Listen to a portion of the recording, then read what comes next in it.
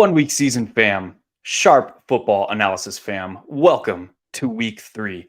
I will be joined shortly by Rich. Hold on. What's that? Oh, eesh. Okay. Breaking news. His pronunciation of his name is Lord Rebar, not Lord Rybar. That's on me, guys. That will not happen going forward. I will be joined shortly by Rich Rebar, and we will search for ceiling. 1 week season. Good day to you, Mr. Rich Rebar, not Rybar. Apparently, Rich or Lord Rebar, not Rybar was already taken in the Twitter algorithm. So that's on me, guys. Sorry about that. Rich, how are we doing today, man? We're doing good. Listen, that's my fault. To my Midwest hospitality is just too much to credit. Listen, I've heard worse, though. To be fair, I've heard worse. I didn't get to choose the spelling of this last name coming out of the Yeah. womb. So it's not my fault. Yeah, as somebody who's been referred to consistently as Hilo or Hello, I totally get that, and that is something from a professional standpoint I should have confirmed prior to doing a show with you, because the first time we met was on air, so but that was my fault, man. Yeah, it's always tough Apologies the about first that. time because we never had we put the show together in kind of the 11th hour of the summer, and Yeah. the first thing you want to do, I don't want to just my first meeting is just correct you off the board, Oh gosh. But moving forward, dude, we've had some interesting hits through this show over the first 2 weeks. So I'm really excited to talk about week 3. And this slate is unlike anything that we've seen. Yes, from a macro perspective, we still have the one game that is head and shoulders above the rest as far as expected game environment goes. Mhm. But now we have a lot of the elite quarterbacks on the slate. We have an interesting mix of low expected game totals and high expected game totals, but a lot of those high expected game totals are blowouts. I mean, we have the Chiefs by like 12 and a half. We have Dallas by like 10 and a half. And also, when you look at the macro perspective of this game, you look top down level, not of this game, of this slate. The afternoon portion of the slate is kind of gross, right? Because we have the Kansas City Chiefs, we have the Dallas Cowboys, but those guys are both in blowout expected game environments. And then we have the Carolina Panthers with Andy Dalton. Those are our 3 afternoon games. So from just like a top down, top level looking down at the slate, how do you think that's going to influence the expected ownership numbers from those 3 games? Yeah, we have our first 9-3 split, early slate to main slate. We have the 2 Monday night games again, thanks Yeah. NFL. But it's always crazy when you have the 3-game afternoon split, and like it's not one of like the most appealing games. I'm trying to think what is the game that's actually going to be like the CBS like the Nance game. I don't even know what it is, right? Is it Yeah, just I Bears don't even Chiefs? know. I don't even. It's not great though. We kind of have and then Andy Dalton starting in the other game. So it's definitely not that great. I don't think we'll be seeing a lot of people utilizing late swap this week when it could be advantageous for us. We were kind of talking a little bit of a show about that. So definitely be kind of on high alert this week to swap some guys into these late games, especially even if you do believe it, even if these games do end up as blowouts, those teams that have the implied point totals that they have, people aren't going to be swapping to those guys. Yeah. There's also this weird component of this slate with potential weather, which we haven't necessarily had this year yet. One of the more interesting aspects is the weather in Miami. This is Miami, first home game in Miami. It's hot, it's humid. But we also have this tropical storm looming that is supposed to terrorize the East Coast. Breaking that down, like weather is very, very hard to predict and to talk about on Thursday and Friday when we're Right. looking forward. Yes, there's modeling, and we have a little bit more certainty, I guess we'll say, as far as these big storm units, because they're highly important to the East Coast. But that said, and this is something that I try and do a good job to break down because I have access to aviation weather, which is more accurate because it has to be, because people's lives kind of depend on it. So I try and be a little bit more proactive in looking at weather on a slate. And even from my perspective, I feel like this is kind of being overblown. We might expect some rain, but if you look at the forecast in some of these East Coast games this weekend, it's really only calling for like 2 to 3 inches of rain and maybe 15 to 25 mile per hour winds. Are you placing any kind of emphasis on the weather on the East Coast this weekend? You said not so much this early. Sunday could be, when we get there from some of the people I trust, and obviously, with your background, a guy like Kevin Roth, I'll look at some of the stuff like that and see if it's a situation where we need to adjust. But I'm definitely treating it as non-existent right now until Sunday morning. Okay. Yeah, I'm kind of the same. The aviation weather is really about 36 hours out is kind of when we start getting a little bit more accurate forecast and projections. So I'll I'll promise you guys this. I'll post a weather update on Twitter. Follow me at HiloFF. I'll post a weather update on Twitter on Saturday night, and I'll update it on Sunday morning.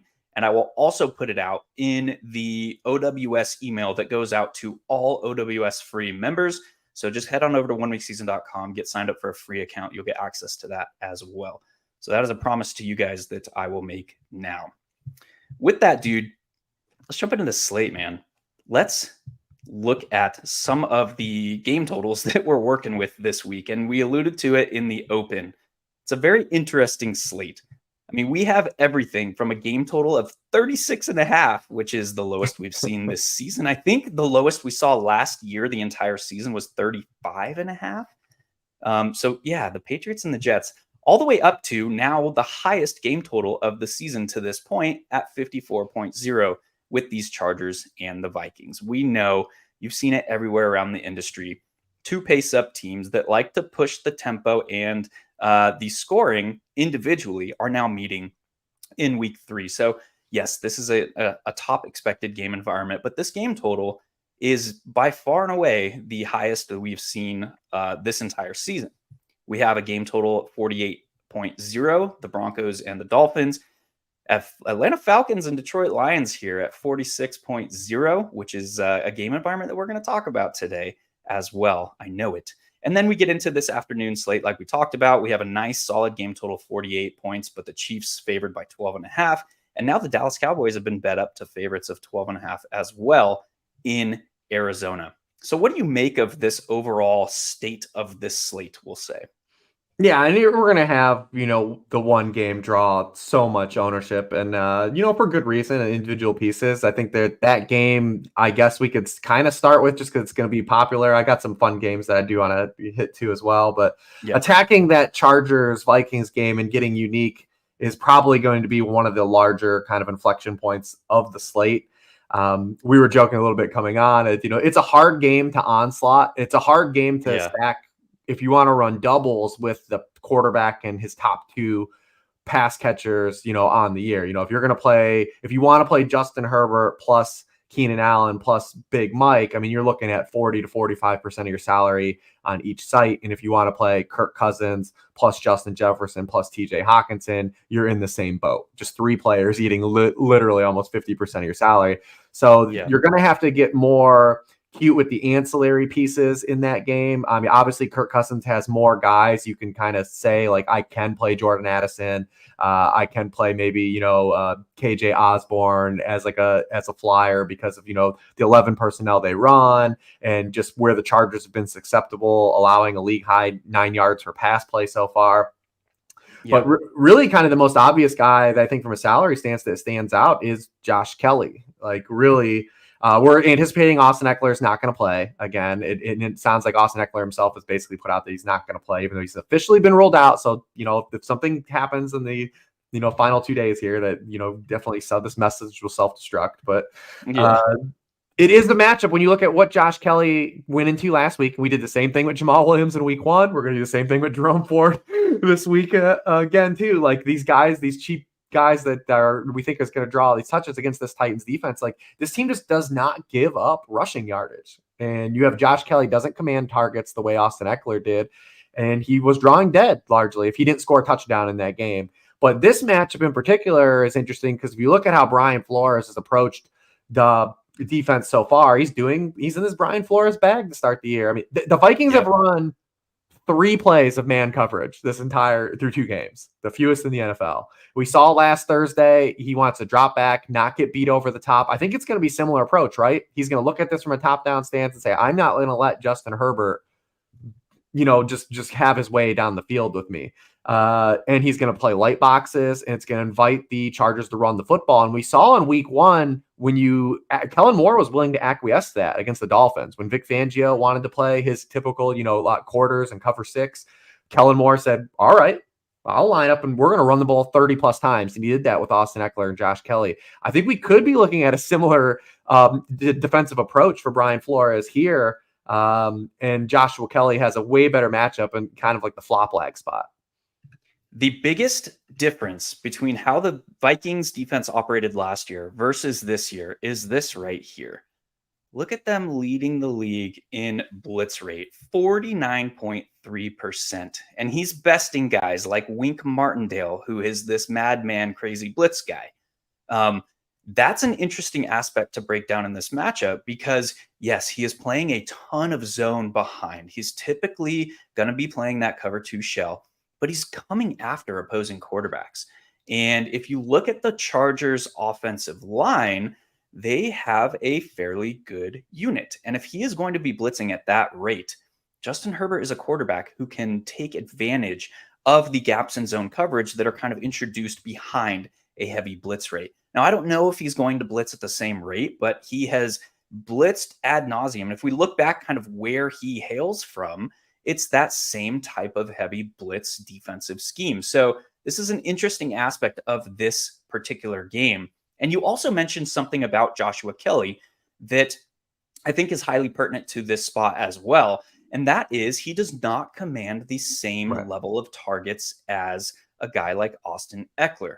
And if that's the case, and if you look at the snap rates and you look at where the targets are flowing, that kind of condenses things around Keenan Allen and Mike Williams even more so than we should expect with Austin Eckler on the field. So that's another interesting aspect of this matchup.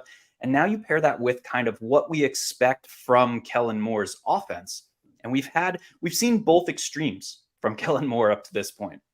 We saw against Vic Fangio, he kind of took what the defense gave him, and we saw those extreme rush rates. I mean, Austin Eckler and Joshua Kelly combined for 32 rush attempts in that game and 9 targets. So that was the one extreme. The other extreme that we saw was in week 2 against Tennessee, where we know that Tennessee Titans have been like the top defense to attack through the air. And that's from a schematic standpoint over the previous 3 seasons. Last season, they faced 30% more pass attempts per game than the second place team. This is a team that just fundamentally via scheme forces teams to beat them through the air.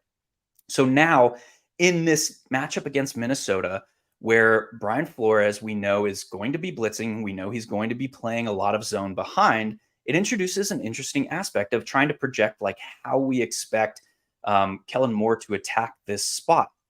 And with the personnel that they have, I would expect a run-balanced approach, first of all, through Joshua Kelly. And I would expect Mike Williams and Keenan Allen to be the 2 primary pass catchers in this spot. And when you think about that, we have this in our mind that Mike Williams is the deep guy and that Keenan Allen is the slot guy. That is not necessarily how this offense is running this year. No. Keenan Allen has a fairly healthy ADOT in the 11s, and Mike Williams is down in the 8s. And Keenan Allen is playing about 35% of his snaps on the perimeter. And Mike Williams is playing about 35% of his snaps in the slot. So what do you make of that situation when you're talking about blitzes, zone behind, Keenan Allen versus Mike Williams? Yeah, we've seen kind of, Keenan Allen get a little bit of that CeeDee Lamb route tree that, Kellen Moore gave him. So far, 16% of his routes, not targets, just routes run, are 20 or more yards further downfield. Last year, it was just 7.5%. If that holds up, for the course of the season, it'll be by far his highest rate of the season. So he's getting different usage, like you said. And as a byproduct, we have two things pulling with Mike Williams. One is he's getting different usage. You can say he's playing in the slot more than he has at any point in his career, which gives Mike Williams a more chance for, efficiency smoothing opportunities, which he hasn't had over the course of his career. It's why he's been a volatile producer. It's why he's had to win on one-on-one situations. He's had to make the most of a low target count. But now he's going to get more opportunities on the intermediate levels and the shallow levels, not only through the blitz, but because of where he's running his routes on the field. And then you have the other factor that we just talked about, is that removing Austin Eckler from the offense just condenses the target tree, because Josh Palmer's not earning targets either. Yeah. So it really that's why you look at Mike Williams last week, he has the 13 targets, right? It's just because the other guys, there's no other target earners on the field except for him and Keenan Allen. So, if we're not going to have Austin Eckler in this game, we're looking at a similar situation where both of these guys probably combine for close to 50% of the team targets again. And then you look at it from a pricing stance, Keenan Allen is only a stone's throw away from the Justin Jefferson and Tyreek Hills in terms of pricing. He's a little bit more dropped down on DraftKings than he is FanDuel, but like FanDuel, he's 8.8K on FanDuel. Yeah. Which is crazy to think about, like the Keenan Allen archetype, right? But like I said, it's not really what he's doing this year. But Mike Williams on both sites has a larger gap. So structurally, I think is going to be more popular actually, because I think he's going to fit a lot more builds where he's priced than where Keenan Allen is, because people will just say, I can get up to Tyreek Hill, I can get up to Justin Jefferson if I'm already paying this salary.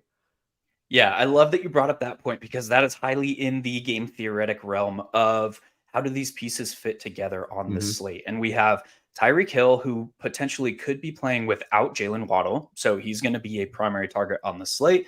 We obviously have Justin Jefferson, who is the overall wide receiver one, who is playing in the top game environment of the season. And that's likely going to influence the expected ownership of a guy like Keenan Allen, who is, like you said, priced in this kind of nebulous range now, where he's below the elites and he's above kind of the quote unquote value guys. But we talked about you talked about how it's hard to kind of build around an onslaught in this game environment.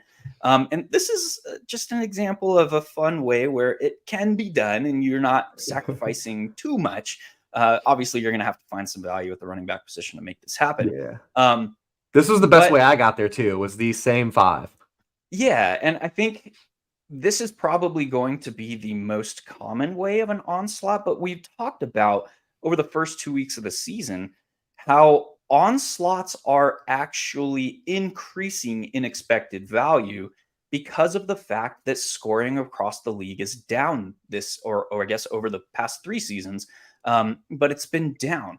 Again, bringing up the numbers, 2.88 touchdowns per team per game in the COVID year in 2020, down to 2.43 touchdowns per team per game in 2022 season. And to start off the 2023 season, we're seeing a similar trend. So from a theoretical standpoint, that actually increases the expected value that you should expect from an overslot build if you get that game environment right. And whereas there's going to be ownership from this game, that same kind of mindset of the onslaughts are probably going to go relatively under-owned. So finding a unique way to do that, I think, generates some solid expected value. And one of the pieces in this build that we have not talked about is Jordan Addison. Jordan Addison, if you look at his 62-yard touchdown grab last week, this was not just a corner route. This was a smart wide receiver running an in and noticing that he was in one-on-one coverage and getting upfield. And that, to me, kind of reinforces the fact that I thought that Jordan Addison was the most pro-ready rookie coming out of this class. And to see that in a second NFL game where he is diagnosing a defensive coverage, seeing that he's in one-on-one coverage and getting upfield was insane to me. That's awesome. I want that.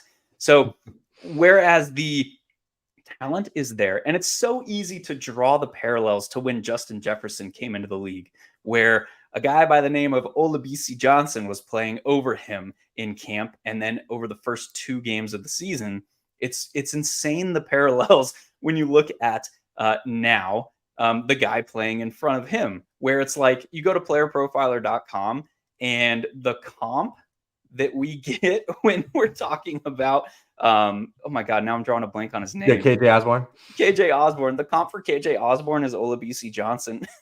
I was dying, dude. I was like, oh my God, are we in the Twilight Zone, man? This is insane. But the talent is there. The role in the offense is not yet for a guy like Jordan Addison, but that is something that can change in the blink of an eye. But it's trending up. It's trending up, yes. But we want this guy playing in 2 wide sets, and we know that. But once it gets there, it doesn't go back. So you do kind of want to be early. Exactly. While it's on the upswing. That's kind of what I'm thinking is like, I'm just going to keep playing Jordan Addison, and because that's just going to happen without notice at some time this season. I think, KJ Osborne is a guy that has the veteran presence. He knows kind of how to diagnose a defense, similar to what I saw out of Jordan Addison in week 2. So the fact that I saw that opens the door to me from a how does football work perspective to Jordan Addison's role growing at some point. What's your take on that whole discussion and kind of Jordan Addison here? Yeah, 100%. I mean, we saw him in week 2 already make growth. He had a 12% increase in route participation rate. We also saw in that game KJ Osborne drop a couple passes, which probably didn't help his case, moving forward either as well. And, you still have the draft capital, right? Like the first round pedigree. So like we know like this was going to always kind of be like an upswing. And I think that we're going to get there. And when we talk about this potential game environment, it's another situation where the Vikings probably have to throw a lot, which gives us a lot of opportunity here against the team that has once again started this season giving up big shot plays. And it's one thing, right? Week 1, hey, Tyreek Hill got you. Jalen Waddle got you. It happens. Those guys get lots of people. But when Chris Moore and Treylon Burks are getting loose downfield and Ryan Tannehill is 5 of 6 passing on throws 10 or further yards downfield, now we've got a consistent problem that tracks with Brandon Staley's tenure since joining the Chargers. I mean, since he's joined the Chargers, they're 27th in the NFL in catches allowed for 20 or more yards. They're last in the NFL in catches allowed of 30 or more yards. And they're 29th in the NFL in catches allowed for 40 or more yards. We're talking splash plays and we're talking onslaughts, especially in smaller field stuff. Like that's all we're looking for, right? And like he's been living off of those one plays, but we know that that already exists in his repertoire and the opportunity is growing. So like I said, there's an opportunity here. So where we're still early, we have kind of everything lined up we want for it. And for maybe that breakout kind of spot for more targets and more opportunity, plus the matchup, like all lined up. He's definitely the one guy that I think we were talking about from like an onslaught stance makes sense. Outside of, adding the obvious Justin Jefferson. I know we've spent 23 minutes on this one game environment, but I think it's warranted this week based on how this slate is shaping up. Yeah. The last guy kind of that I honestly don't know where the field's going to end here, but we have Alexander Mattison, who has had a week, right? I mean, he has been one of the bottom 5 backs as far as EPA per rush attempt. And that's a measure of efficiency, kind of yards where the running back is creating on his own. The fan base and the amount of backlash that he received on social media got so bad to the point this week where he went to his coaching staff and he's like, guys, help. His brother-in-law was getting involved. His wife was getting involved on Twitter. So first of all, from a fan standpoint, don't reach out to players, man. It's tragic. Don't do that. They're playing a game. Second of all, do you think that the fact that he's kind of had to deal with all this, the fact that Cam Akers was brought in this week, do you think that the coaching staff might kind of try to get him going at all in this spot? Well, I think that this sets up for him to run the ball, for them to try to run the ball more too. Because I think Brandon Staley at least is going to attempt to do something similar and play a lot more, coverage. In this game and try to invite Minnesota to try to run the ball a little bit. I think that is a definite angle for this game. I mean, Minnesota, 91% of their yardage right now has come through passing. Like that's not a sustainable rate in the NFL. They have faced 2 teams that outside of, one team that's outside of facing them has been really good against the run in their other game too. So it could be more match based. Also, Garrett Bradbury hasn't played. or has been hurt. Christian Darrisaw comes out of that game. Like it's been just a really, not just outside of Alexander Madison's own inefficiency that he's had for multiple seasons, but also the environments for running the football through their offensive line and opponents has not been conducive for them to really run the football either. I do think there might be some more opportunity here. The Chargers have opened against the run better than they have in years past, but they did just they played more downhill last week. Obviously playing the Titans, you're going to. So I think they're going to play a lot more coverage in this game against Kirk Cousins. So there will be opportunity here. Madison's a guy that people will factor in everything and really not get to. So I do think there will be more opportunity here for Alexander Madison in this game. Will it be enough for him to make my player pool? It's questionable, but I do generally believe that the way Brandon Staley is going to approach attacking this and the way that the Vikings are going to approach things are going to be to try to run the football more than they have in recent games. Yeah, and obviously Cam Akers is now here, but he was a Wednesday trade, so it's highly unlikely that he sees any meaningful snap rate here. So an interesting angle from this game, again, in the highest game total of the week. Real quick, Jeff, yes, I spent 10 years flying F-18s for the Navy, now a reservist, so I get to talk about football for now. All right, man. So we talked about the ad nauseum. We broke down the kind of top game environment in the week. Sorry that took so long, guys. But I thought that was warranted on this slate because it is far and away the top game environment. I think there's some interesting ways you can attack it. I think when we start looking at other game environments, the first one that jumps out to me from a low spread perspective and a moderate game total perspective is the Atlanta Falcons and the Detroit Lions. Have you been circling this game as one to attack this week? Well, potentially, yeah. This one, I think from a more of the pieces stance than maybe like a full game onslaught, but I do think it's interesting from a lot of player perspective in this game. We have the Lions got really beat up last week. Obviously, we have Amon-Ra's going to play, but he's going to play with, I think, a plate in his shoe. He's got maybe a potential turf toe. They haven't officially called it turf toe, but it sounds like he has turf toe. They also defensively lost their best pass rusher in James Houston for multiple weeks, and they lost C.J. Gardner-Johnson probably for the season. So the Lions, and they lost David Montgomery. Sorry about that. To bury the lead because we're going to get to Jahmyr Gibbs. Like they got beat up last week though, and so we've got a lot of moving pieces for them on both sides of the ball. And this was a defense that definitely kind of revealed more cards to us in week 2, kind of what we thought. Like because week 1 we're like, well, how much was like Travis Kelce being out? Was it like a real true change for the Lions defense?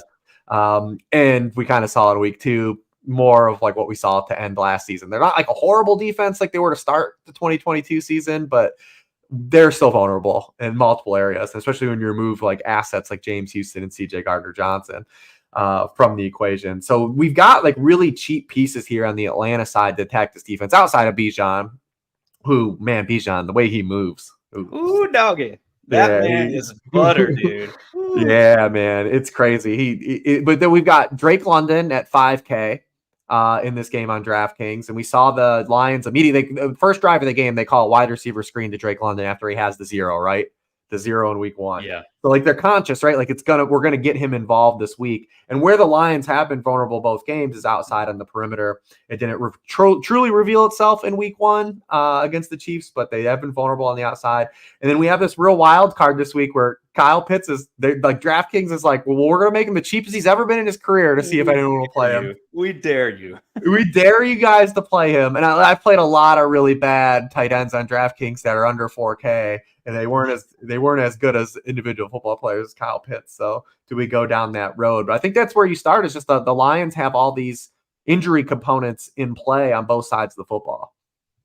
Yeah, and I think the starting point for me from my interest level in this game, and you mentioned a lot of the Atlanta pass catchers, but my interest starts with both running backs. And I posted a video on Twitter this week about Jahmyr Gibbs and examining what kind of went into the reason that Craig Reynolds was probably seeing snaps in week 2 after David Montgomery went down.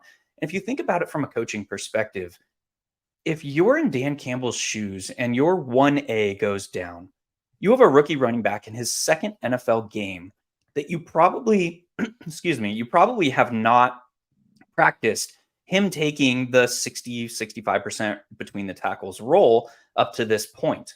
You already told everyone and their grandmother that you wanted to bring Jahmyr Gibbs along slowly, and his snap rate increased from 27% to 48% in week 2. And I don't think that was solely due to the fact that David Montgomery went out in that game. That was by design.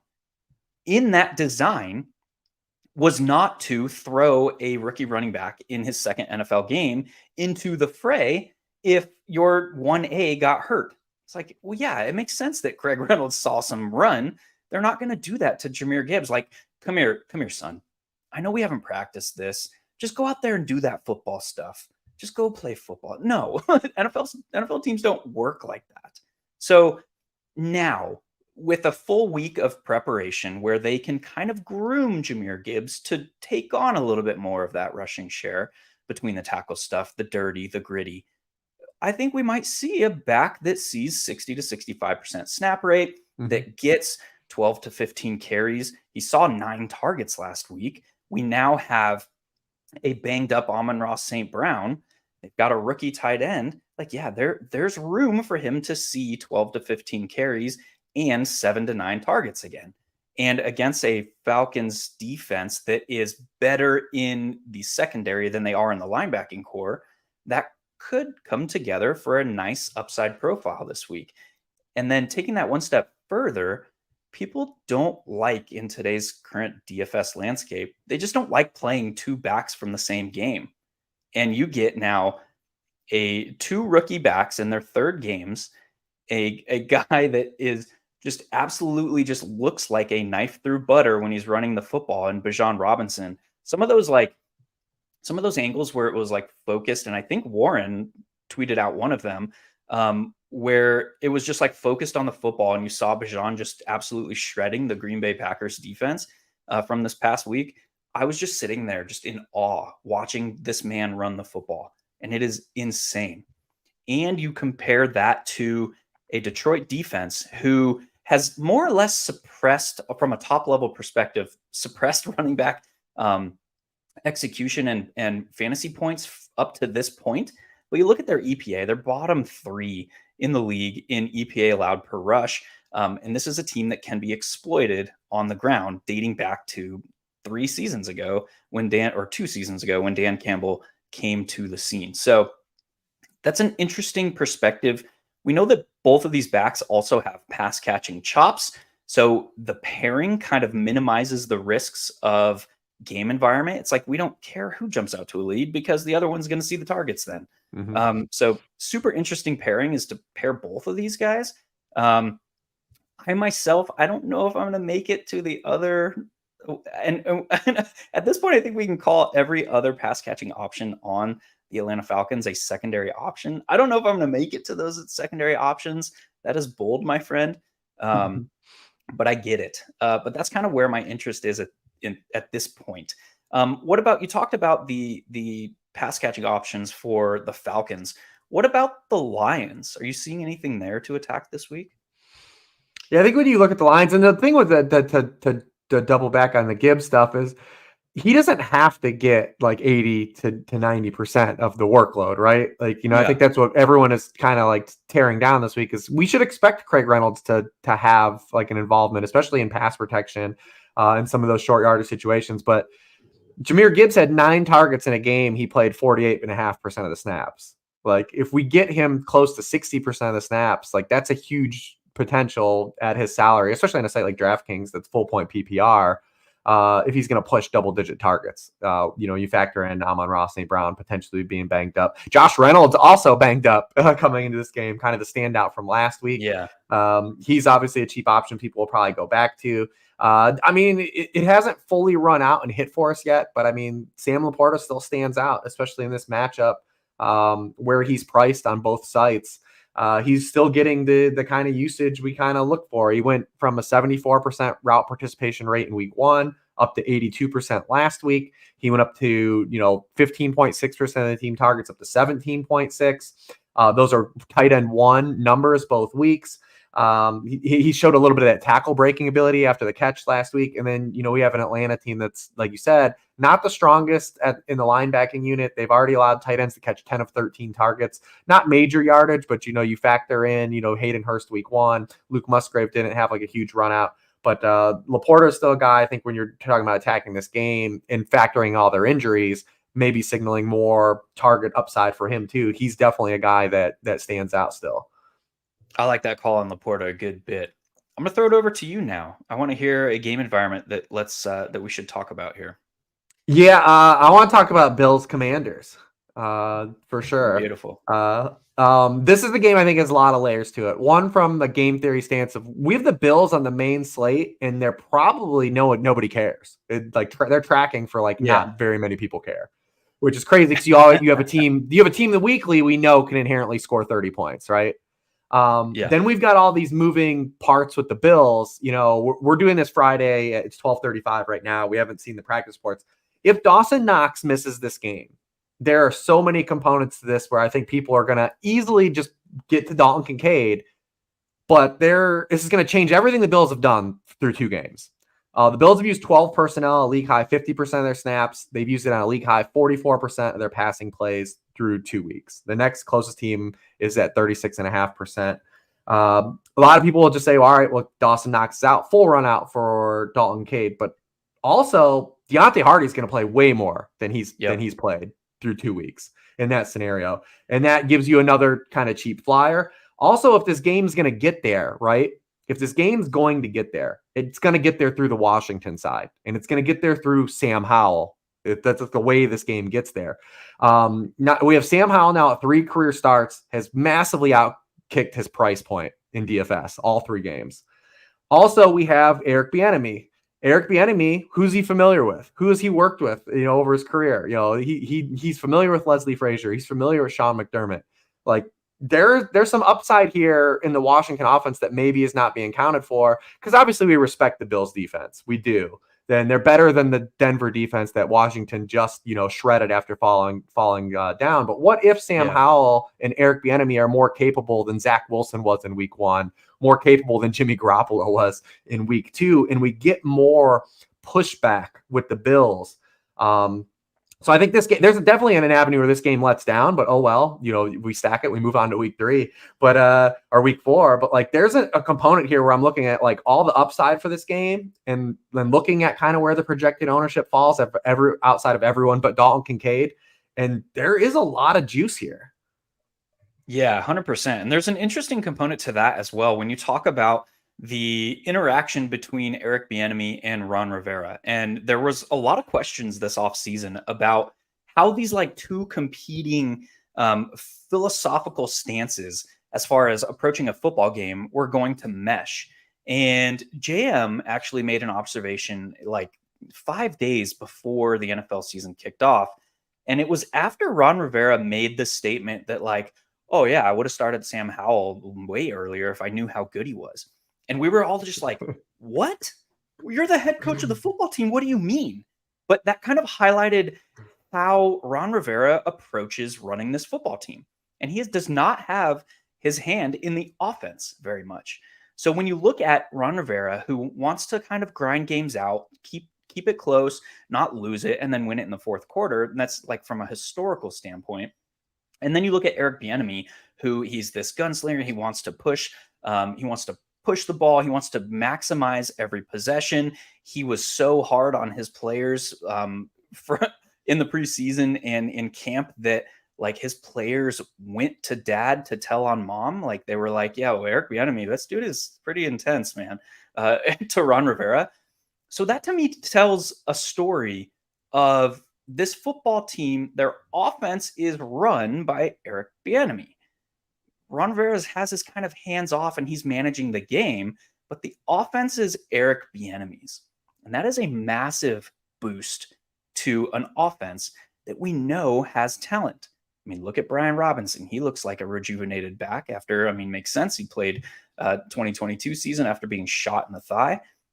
We have Curtis Samuel, who is this veteran kind of gadgety type slot man. We have Terry McLaurin and Jahan Dotson. Jahan Dotson just continues to score touchdowns. He is a very, very good route runner, and he is very, very good at diagnosing a defense. So he's able to find those gaps in zone coverage. So they've got talent that they have built around this team. And now Sam Howell plus Eric Bieniemy, there is that upside that you're talking about. So yeah, this is a very interesting game, I think. And I don't think that it is going to get the respect or the interest from the field that I think it should. What about the Bills? What kind of angles are you attacking on their side of the ball? Yeah, like I said, I mean, obviously we know what we could always do with Josh Allen and Diggs. This wouldn't be like a huge sample to signal for like Gabe Davis like we had last week. I know we challenged those demons 2 weeks in a row. But like I said, I would be looking towards Deontay Hardy if Dawson Knox is out in this game, especially when you're talking about game stacks, because we're going to see a lot of Tank Dell and Josh Downs be played at that price point this week.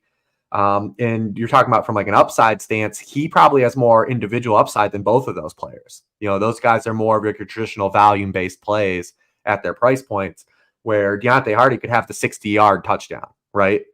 So I mean, he would be a guy if we get no Dawson Knox, and then you're talking about he's not only leverage on Tank Dell and Josh Downs, he's going to be leverage on Dalton Kincaid, who would skyrocket in terms of ownership on this slate if Dawson Knox is out.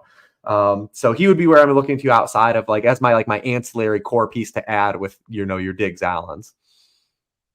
I like that. Any interest in the backfield at all? I mean, we've seen James Cook run the same snap rate in each of the first 2 weeks. We've seen him being taken off the field once team enters the red zone. I mean, Latavius Murray and Damian Harris each have one rushing score, and James Cook does not.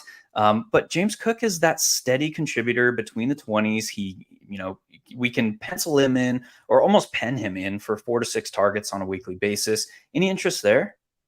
I mean, from like a DFS stealing stance, it's tough because he has to be so efficient, right? With the way he's being utilized, and he does have a little bit out on the floor with the handful of targets, but we've now seen through 2 weeks that he has not gotten the goal line carries, and that he doesn't play in the 2-minute offense. It's been Latavius Murray because they trust him in pass protection. Which is 2 interesting components to his game. So he has to do what he did last week, right? Where you get he had 7 yards per carry last week. He's got to be really hyper efficient. And if he's not going to get like those two, if those situations get pulled from his game, and maybe as the season goes, we see him get more of those opportunities. But as it is right now, those are fantasy ceiling limitations, like for capping some of his. Because we want those. We want our guy to not come out. We want when my team has to drop back in the 2-minute drill and throw, we want him in the game because that's how you get checkdowns, right? Teams are playing more zone coverage ever there. They're playing more soft coverage, and then we want our guys to punch it in for the touchdown. So it is. So as positive as everything's been for James Cook to open, those are 2 kind of mitigating factors from a DFS perspective. I think in season long, like you feel great about where you drafted James Cook, right? And what you're getting out of him. But from a DFS perspective, when we're chasing ceiling, he does have a couple things that are kind of preventing him from fully being like one of those guys that we think can match like some of the guys in his price range. Yeah, for sure. One of the things, and this is going to transition us to kind of the last thing that we're going to talk about here, but one of the things that we do at 1 Week Season for Inner Circle members on a weekly basis is we ask the question, what would we not be surprised on Monday to look back and be like, oh yeah, that made sense. And I think some of those like, oh crap, we missed that this week could be in these 2 late game expected blowout games. We have Kansas City Chiefs, who are 12.5-point favorites at home with a nice healthy game total of 48 points. And we have the Dallas Cowboys, who are now on the road in Arizona with a not so healthy game total of 43 points, but a massive 12.5-point spread. We have Trevon Diggs, who is now out for the season. We have Brandon Cooks, who is looking to come back from injury. Could these 2 games be what we look back on Monday and be like, oh yeah, Patrick Mahomes scored 4 touchdowns. That makes sense. Or, oh yeah, the Cardinals weren't as bad as we thought they were going to be, and the Dallas offense had to do something this week. Are you getting that same feel from these 2 spots? I think even from the Dallas perspective, even if Arizona doesn't do anything, I mean, Dak Prescott threw 38 passes last week in a game that they were in no threat of ever losing. Like, Yeah. I still feel pretty positive that they're going to be an aggressive offense this season. Remember, in week 1, they scored 2 defensive touchdowns. Yeah. So like that pulled away. And granted, Dallas is capable of scoring a defensive touchdown. We're not gonna bank on those though, every week. So I think even if Arizona doesn't punch back, like we still have a situation where the Cowboys side. I mean, you look at Tony Pollard's workload through 2 weeks and the opportunities getting, like, we've got confirmation of everything we hoped and dreamed he would have when Ezekiel left Yeah. the team, right? And I feel like on a slate where Christian McCaffrey's already played and isn't on the slate, Tony Pollard, like, he would stand out in any other week where he should be like a 25% owned back, right? Given the context of what's available at running back for us this week. And he's not going to be. And he's a 12-point favorite, indoors. He can catch the football. It feels like he's being overlooked. And that could be part of, too, is the meta game for the slate is people want to pay for Justin Jefferson. They want to pay for Tyreek Hill. But I think all things considered, when you factor in the landscape of what's available for us to pay at running back for, his opportunity, the game environment. The only thing that could be better if this game was in Dallas instead of Arizona. But like, I feel like on a regular slate, like, this is a screaming signal for a guy that should probably have 25% plus ownership, and he probably is not even. He'll probably won't even have 20%. Yeah, especially with like you said, the true elites are mostly not on this slate. I mean, we do have Bijan, we have Tony Pollard, but it's like, who else? Austin Eckler isn't going to be on this slate. So yeah, it's an interesting from a pricing psychology standpoint. I keep like throwing out these weird terms, but game theory is heavily rooted in the interaction of people, which has to do with the human brain and how we think about and how we react in certain situations. And pricing psychology is one of those aspects that kind of comes into play here, from the sense of we have 2 top tier wide receivers who we know that the field is going to be glomming off on. We know there's going to be interest there. You can't really fit in one of these high priced running backs with 1 or 2 of Tyreek Hill and Justin Jefferson. So because everyone's working with the same salary cap. So from a pricing psychology standpoint, yeah, I don't expect, and then throw in the game environment where we expect, and throw in what we've seen from Dallas, the fact that they haven't really needed necessarily to show their full hand from an offensive perspective this week or this season. There's a lot of interesting aspects that go into this game. And I think Brandon Cooks is probably the most important piece to this Dallas offense. It goes back to CeeDee Lamb's rookie year when he was running next to Amari Cooper, and they could utilize CeeDee Lamb in different ways when they had a viable 1 or 2 playing next to him. I mean, yes, like these other ancillary pieces from Dallas, like they're NFL talents, but I'm sorry, Jalen Tolbert and Kevontae Turpin and Jalen Brooks and even Michael Gallup are not the level of player that Brandon Cooks is. So when you get potential for Brandon Cooks to be back, and it doesn't even have to be that Brandon Cooks is commanding this massive target share, what he does for this offense and for Dak Prescott in particular, I think is notable. So when you get that kind of talent back on the field, it opens things up from an offensive standpoint. You're going to get more attention paid to Brandon Cooks as compared to some of those other names that we just mentioned.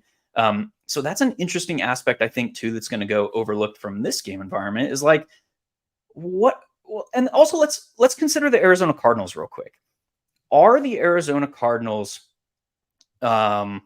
like Zach Wilson, or are the Arizona Cardinals going to be this like gunslinger mentality pushing the envelope? No, like they are a unit with Josh Dobbs, who is going to look to kind of just control the flow of the game. They're going to want to try and march the field. They're okay telling Josh Dobbs to go out and hit 6-yard slants and pick up 6 yards on first down. While that kind of, I don't want to say limits the overall like composition of this game environment, it does like partly subdue the vaunted pass rush of the Dallas Cowboys, because they're not going to be dropping down looking to hit 20-yarders. They're going to be dropping down looking to hit 6-yard screens and slants and kind of push the field. So that kind of reduces Dallas defense's ability to generate those pressure, to generate those mistakes, which could in turn kind of open up things for the Dallas offense. That was kind of a long roundabout way to say that like Dallas's offense might actually be called upon to do a little bit more in this spot than in weeks past. So yeah, Right. there's the ability to throw up Dak Prescott with CD Lamb with Tony Pollard. That is not gonna, nobody's going to be doing that this week. Bring it back with a Marquise Brown if you want. Bring it back with a I don't know if I want to go to the tight ends in Arizona, but they're Nah. seeing targets. Yeah, yeah. Zach Ertz is seeing targets. Also, He won't Jake kill you on Ferguson. DraftKings. Yeah, I mean, the dude is seeing massive targets, but also in that same discussion, Jake Ferguson, tight end, Dallas Cowboys, leads the league in red zone targets through 2 weeks with eight. Eight of them, ladies and gentlemen. That's pretty crazy. He is probably not going to garner any ownership this week. So lots of interesting components here. Anything else you see from this one before we move over to the Chiefs? Yeah, it's not just Ferguson. Dak's already targeted tight end 60% of the time in the It's red zone. You know, we saw insane. Luke Schoonmaker had a touchdown last week. In week one, Peyton Henderson dropped a dime from Dak Prescott for a touchdown. He put it on the ground. I mean, maybe it wasn't a Kellen Moore. Remember, people were trying to talk themselves into taking Gerald Everett because of how the tight ends were used in Dallas. It might be a Dak Yeah. Prescott It's a comfortable Dak thing. Like thing. Yeah. what he's where the routes he's comfortable throwing and like that area of the field, because especially in the red zone, because where things get condensed and you see sometimes quarterbacks really struggle in that area of the field. Like historically, like Derek Carr has historically just been bad in the red zone, like his whole career consistently. Daniel Jones, Yeah. another guy. But Dak has a certain comfort level. But I've been really positive on like what I've seen from Dallas in general on offense so far. I know some people were worried about, but with that game plan they had last week, the CeeDee Lamb game plan, what a chef's kiss they had with him last week against the Jets. He caught just one pass on the right side of the field in Sauce Gardner's coverage. But man, they were scheming him up away from Sauce Gardner the entire game. And it's because Sauce doesn't move, right? And they know that. And they devised an entire game plan to just cook with CeeDee Lamb, their best player. Rational coaching, we love to see it when it wins out. So, I mean, I feel really good about what I've seen about the Cowboys. And I think that Dak probably has a higher scoring fantasy game than probably most think, than because what he's put out on the field so far through 2 games. But especially given what Arizona has allowed to Sam Howell and to Daniel Jones, I think we'll see Dak have a really highly efficient upside game. We could see a game where he throws 3+ touchdowns in this game. Yeah, when we talk about onslaughts and the ability to generate plus EV from onslaughts in today's current landscape of the league, like who's playing Dak with both Tony Pollard and CeeDee Lamb, or who's playing Dak with Tony Pollard and Jake Ferguson, just saying that's where the touchdowns flow. Because we know CeeDee Lamb, like we know who he is. He's probably going to put up between 7 and 9 touchdowns, but that means that half of the games he's not scoring. It's that kind of game theory angle of like, just what if Dak throws 4 touchdowns, which is what he'll probably need to be a GPP viable quarterback here. What if he throws 4 touchdowns and Tony Pollard catches 1 of them and Jake Ferguson catches 2 of them? Like that, now we're into the realm of like, this is an upside GPP stack. And it's just not going to be owned. So I think that was important to get out from this spot. Let's move over to Kansas City now. And when we're talking about the Chiefs, it's Patrick Mahomes and Travis Kelce and then everybody else. And we're still seeing Andy Reid play around with that everybody else component. We're seeing Marquez Valdes-Scantling and Sky Moore be the players that are seeing the most snaps, but that's like 65 to 70%. That's not even like true 1s and 2s range, because they're mixing in Kadarius Toney. They're mixing in all these different guys. When you're thinking about, and look at the implied Vegas team total of the Chiefs, and it's like the top on the slate. Like, oh, that's shocking, guys. We expect the Chiefs to score some points against the Chicago Bears. Color me shocked. But that means that those points have to be scored somewhere, right? And it's likely going to come through Patrick Mahomes, because what do we have? We have Isaiah Pacheco, who is banged up. We have Clyde Edwards-Helaire, who the team still does not trust in year 4. We have Jerick McKinnon, who he's a 32-year-old running back. Like, he's just an old guy. So where are those points expected to come from? It's like, oh yeah, looking back, Patrick Mahomes and Travis Kelce each put up 30 points. That's color me shocked. Is this a spot that you see like has upside that is being overlooked this week? I mean, the Chiefs always, like you said, have upside. They haven't started the year off like immensely positive either. I know week one was like their lowest success rate for us an offense in a game for Patrick Mahomes for 3 years. It didn't get much better last week either. Luckily, they didn't get much pushback from the Jaguars. And this Chiefs defense going back to midway through last year. I mean, I did a podcast with Dan Pizzuta last year. We consistently talk about when they got healthy with L'Jarius Sneed and they got McDuffie back. I feel like they were a really good defense. And I think we've seen through 2 weeks, both the Lions and Jaguars underperform against the Chiefs. That's something I'm definitely going to have my kind of fingerprints on. So moving forward, because, it used to be, we think like every Chiefs game is going to be just this circus, right? This is bonanza. And that really wasn't the case to end last year. Obviously we had a fun Super Bowl, and it hasn't started out this year either, where last week, every game and the main slate at 1:00 went over the game total except for the Chiefs game. Yeah. And it was the highest implied game total of slate.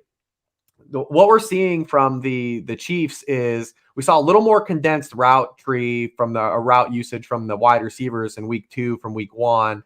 And it looks like we might not get Kadarius Toney in this game, so it might get condensed even further. Last week, it was really Marquez Valdes-Scantling, Sky Moore, Justin Watson as the primary guys, and then Toney he only ran 15 pass routes, but when Toney's on the field, he gets opportunities. That's been a constant going back to his rookie year. And the Chiefs continue to do that too. But if he doesn't play, then we probably will see a lot of, Marquez Valdes-Scantling, Sky Moore, Justin Watson again. And then you maybe get Rashee Rice peppered in there. He's still more being utilized as more of a slow burn, probably more than people want to be utilized, which kind of just makes for saying like, well, Travis Kelce came in last week. He only ran a route on 58% of the dropbacks, and he led the team still at 9 targets. Yeah. So if we figure that's going to continue to go up, remove it further, we get away from his knee injury, more increased usage. Like we're looking at a situation probably where it was the front of last year, where Travis Kelce is literally going to probably be doing a lot of lifting, right? And we talked about kind of from a game theory stance, people want to pay for Justin Jefferson. People want to pay for Tyreek Hill. People maybe will try to say like, I want to pay for even Tony Pollard or Bijan Robinson. But you know what? That's not going to get them to paying for a tight end for sure. And so that's what that on this particular slate is definitely one of the inflection points where Travis Kelce, we know in a full PPR setting, has kind of the ability, especially because the touchdown equity he holds in his offense, to be a guy that can get there. Because that's the one drawback with Justin Jefferson, right? And he doesn't have very many drawbacks, but like through his NFL career, like he has had a lot of games where you're getting like the 9 for 160, but no touchdowns. Whereas Travis Kelce, you have that multi-touchdown upside. So if you have a game where even the field pays for Justin Jefferson, and he has that game, right? He has 10 catches for 150, but no touchdowns. And he's got he did get you the 25 to 28 points and the bonus stuff. Like Kelce can still compete with that through touchdown production. Yeah, and you talk about you brought up some really sharp points about the game theory aspects of this spot, about primarily revolving around Travis Kelce.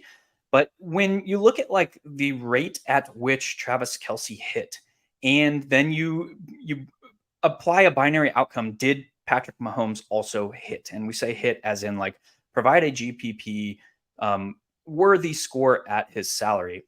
And the correlation between if Travis Kelce hits and then ask the question of did Patrick Mahomes also hit is extreme. So if you're playing Travis Kelce, pair him with Patrick Mahomes. You're immediately differentiated. You're playing the top quarterback in the league. You're playing the top tight end in the league. And now you can go mix and match and have some fun from there. But if Patrick Mahomes is, again, quote unquote, hitting, then he is probably throwing 4 touchdowns, or he's probably accounting for 4 touchdowns. He might run one in. He might, but he's going to need at his cost. He's going to need 4 touchdowns, right? And he's probably going to need to surpass 300 passing yards as well. So when you talk about a tight end like Travis Kelce, who, if he is again, quote unquote, hitting, he is putting up 8 catches plus for 100 yards plus and 2 scores at his salary. All of that directly ties to his quarterback. But where is the other production coming from is the interesting piece. Because if Patrick Mahomes is throwing 4 touchdowns, Travis Kelce, while he could, he's done it in the past, caught 3 or 4 of them. It's not going to happen all the time. Where are those coming from? Last season, we saw Jerick McKinnon kind of come into this Eric Bieniemy gadget type player. We haven't necessarily seen that usage yet. When you look at his snap rates on the screen, 31%, is not anything to necessarily write home about. And he's been fairly consistent in that He role. feels like like they're saving him. Like they're. Yeah, but also you talk about how Kadarius Toney is being used in this offense. He is being used how Mecole Hardman was being used last year. Right. When he was on the field, he was that gadget type player. He was seeing those schemed, those design touches. All the jet motion stuff. Yeah. What happened when Mecole Hardman got injured last year? Jerick McKinnon stepped into that now like schemed type usage.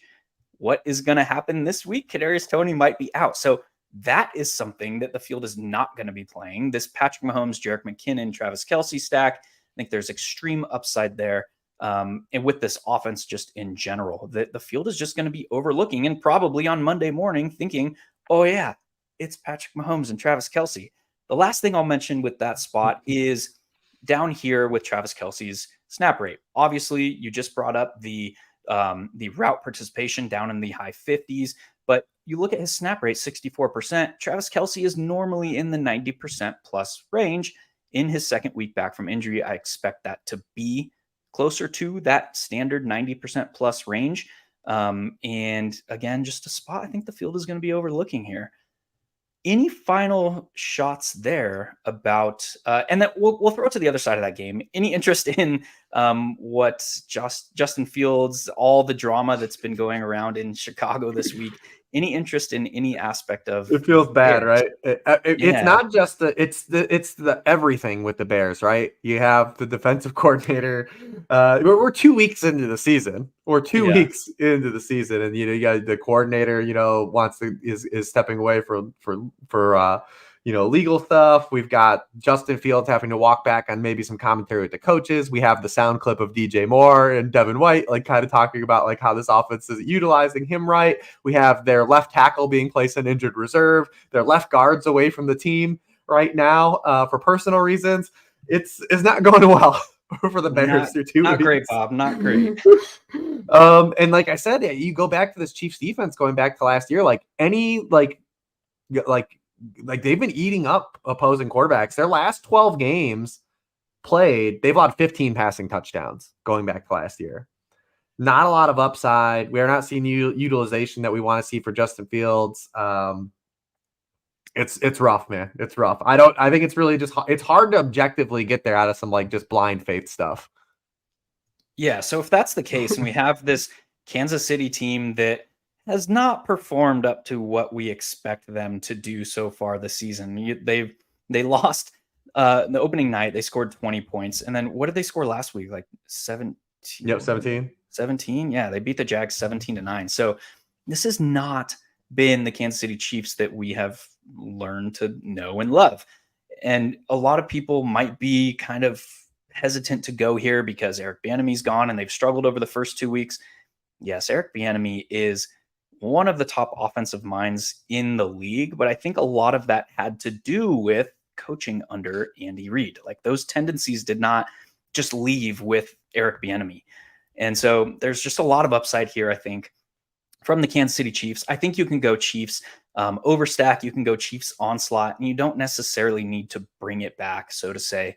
I think just Mahomes Kelce is a very simple way to get unique in the slate, which is really weird to say out loud. Yeah. And it feels like at least once or twice a year, we just get these games where people look back and they're like, oh yeah, I forgot about Patrick Mahomes, dude. It's Patrick Mahomes, but the state of the slate is not leading people to Patrick Mahomes for whatever reason. And that's exactly what we have this week. Parting shots, man. We've gone a little bit over, but that was a really fun episode.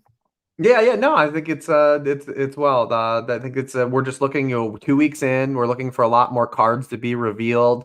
Some things haven't come to fruition, whether it be based on opponent, small sample.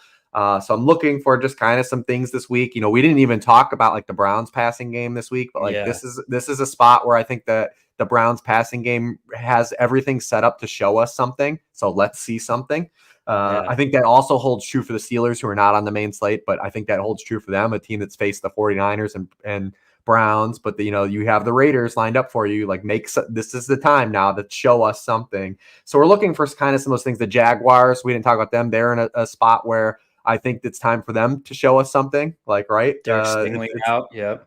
Yep, it's all set up for you, for these teams that have really kind of come out of the blocks not great, but it's time to see something from those offenses.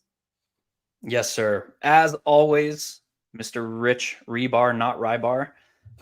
It was a pleasure. Thank you again for joining us.